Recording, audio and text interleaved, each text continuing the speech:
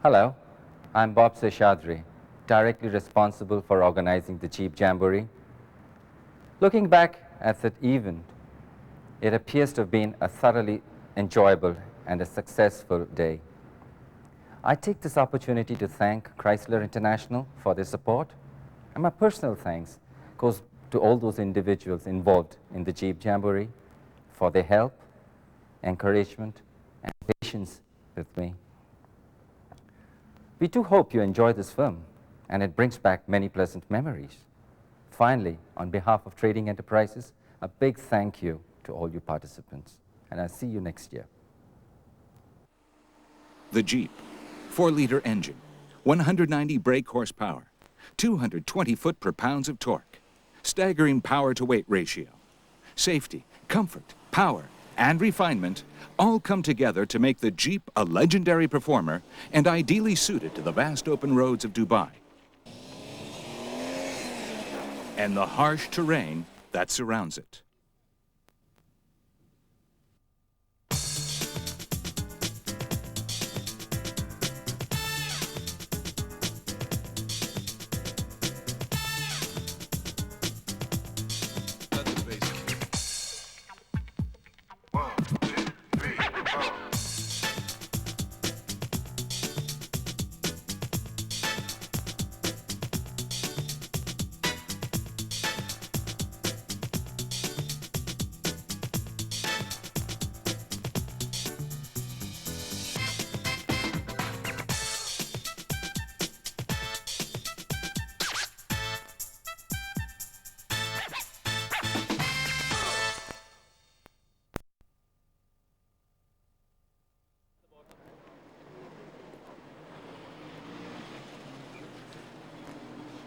The Trading Enterprises Workshop in Rashidiyah was to be the site for the largest ever gathering of Jeeps in the UAE. As in its two previous runs, the Jeep Jamboree saw a gathering of all ages and nationalities, plus the customary guests who seem unfazed by all the fuss and excitement. Wranglers, Cherokees, and Grand Cherokees were all represented in an event which was the culmination of several months' work by Trading Enterprises in Dubai and its suppliers, along with the support of the Emirates Motorsports Federation. Last-minute preparations were made by drivers and navigators, and a few tips passed on to those embarking on their first off-road challenge. As always, the Jeep Jamboree drew a mixture of both novice and experienced off-roader. On completion, the new Trading Enterprises Service Center will provide some of the Gulf region's most sophisticated facilities. But on this sunny Friday in March, it was the meeting point of those eagerly anticipating the fun and excitement that has become synonymous with the Jeep Jamboree. I've had a Jeep for about a year now. Been off-road a few times, so when this came up I thought it'd be a good meet of Jeep owners. Be quite a good day out. But what were the hopes and fears of some of the drivers? Oh, hoping to have a good time, that's it. Trying not to get lost. I understand it's quite easy to get lost, and hopefully we won't. But we'll see. We're going in a good group, so we've got the best chance, I suppose. So we'll see. This is half as good as it was last year. It's going to be brilliant. It was a great day last year, and I hope it's the same this year. Fantastic organisation. For them, it is the first time out. They love the sand and they love the wild ride, so they're looking forward for it. They're so keen to leave right now, but we have to wait. The reason for this was the driver's briefing, where Route Director Fraser Martin outlined a few essential details and safety guidelines. Usual rules. Because the sand is very hard just now, and because it's going to make things a little bit quicker, I must remind you that this is not a race, and there will be no prizes for anybody who gets back to the campsite before me. None at all. If you find yourself in a position where you are completely and utterly lost and you cannot find anything on the route notes, then these are the guys that will help you out. These are the numbers. The other marshalling vehicles, which are all with red numbers, are there to help you if you get stuck and to give you assistance as far as possible. Do not follow us. There is no reason for you to want to do that. Your route notes are very clear, and the object of this exercise is to give you all the opportunity to go out and find this route and enjoy yourselves. You'll be issued with a road note to get you from here to the start of the first section, which is the mountain section, and you will stay on standard pressures until the end of that section. The route will take us from here to almost Hatta. Now, it's a bit of a trek on the tarmac, but it's only going to take us 45 minutes. And once we've done that, we're off-road for the rest of the day until we get back to Kawanij.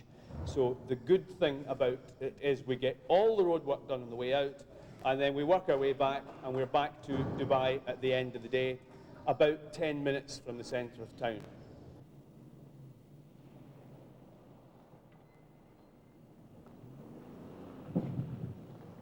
A record number of participants began the dusty first stage of the day.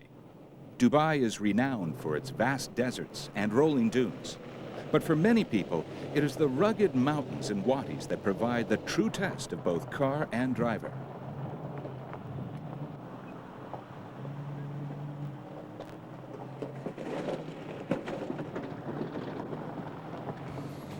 Loose boulders and uneven, potholed tracks posed several problems for the first-timers. The violent rainstorms that hit Dubai in the weeks leading up to the event had posed many problems for the organizers. Markers had been blown away and tracks washed out. However, the legacy of the rain was a swathe of greenery which covered the normally barren landscape.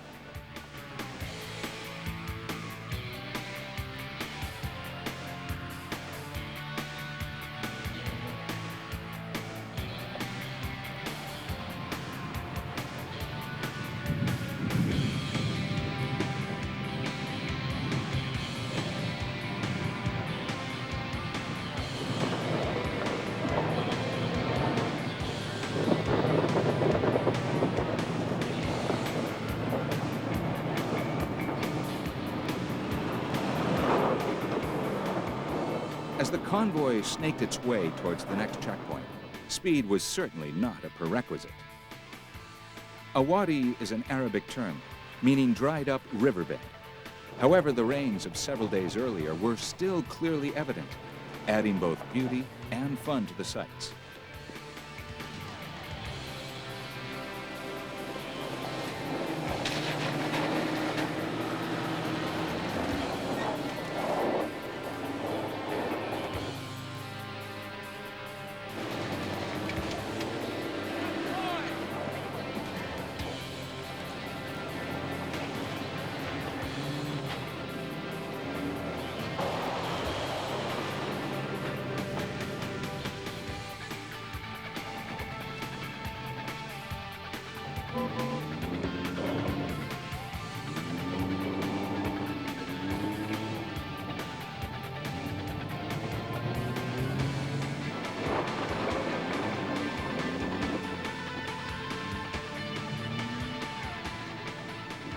The power and traction of the vehicles was frequently called into use, though sometimes it took the intervention of one of the marshals to resolve the situation.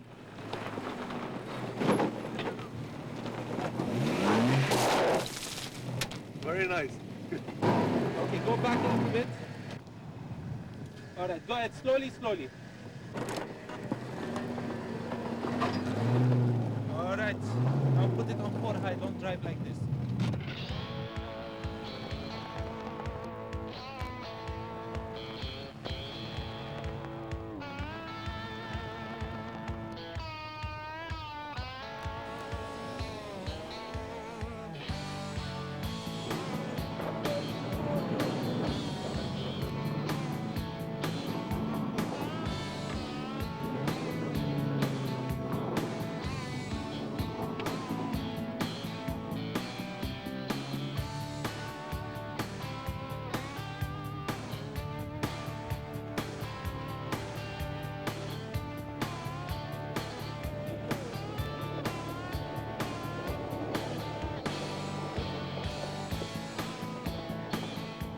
The morning covered a distance of 125 kilometers, with drivers rarely getting out of second or third gear.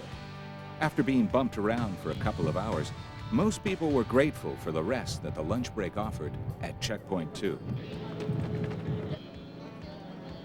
Everyone was in high spirits, though there did seem to be one underlying trend. Very well, we didn't get lost at all. Much. Yeah, we got lost for a few minutes. That was the fun part. That's the part of the course, getting lost. But this is the first time I've had this new vehicle into the desert, and it's going well.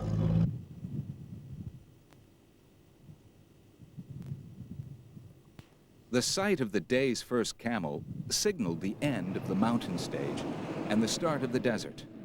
Tire pressures were reduced, and soon the mountains dipped into the distance.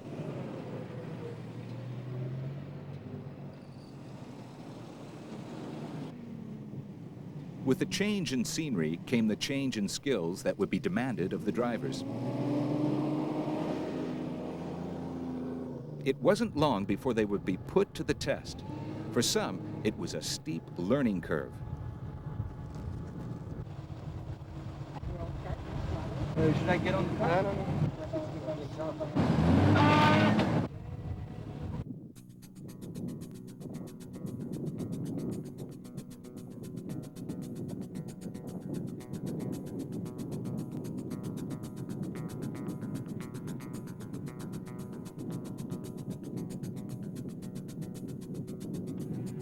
Within 10 kilometers of the start of Stage 2, the convoy was faced with its first major challenge in the form of Camel Rock. This natural amphitheater promised to provide some exhilarating moments. And while some consulted their route notes for a way around this obstacle, others preferred to tackle the problem head-on.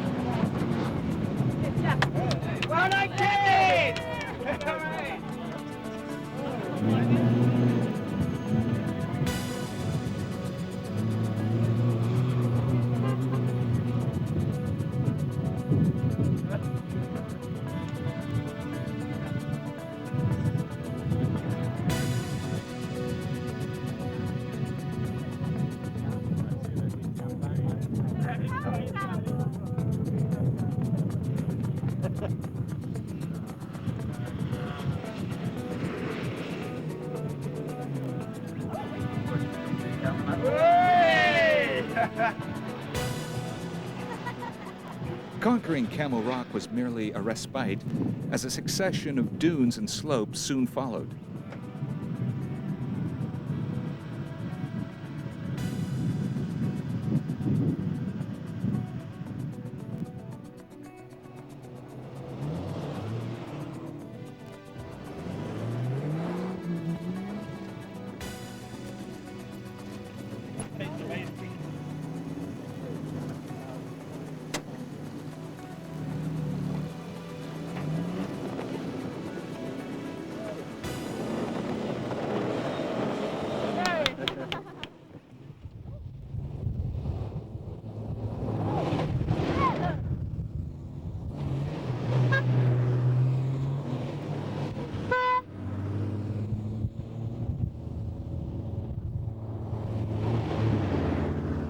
The rugged slope of Carn Murra was another hazard which soon drew a small crowd of curious onlookers. The loose surface and uneven rocks indicated in the route notes recommended that drivers switch to low box. Not everyone heeded this valuable advice.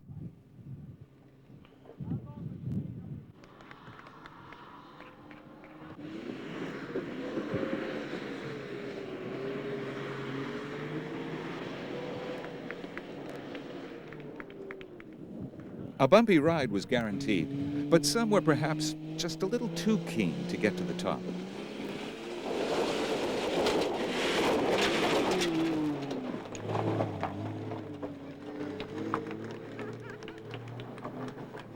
Well, we've had some quite adventurous motor